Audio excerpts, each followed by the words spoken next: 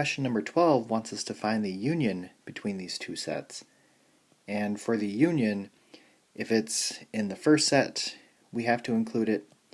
If it's in the second set, we have to include it. And if it's in both sets, we have to include it. So essentially, it's like the combination of the two sets. So 1, 2, 3, 4, and 5. 13 is also the union.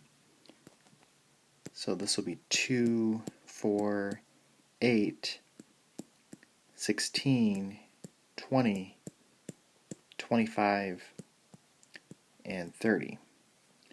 And notice that we only list an element once. So even though 4 appears in both sets, we only write it once in the answer. And then lastly, 14 is also the union. This will be A, B, C, X, Y, and Z.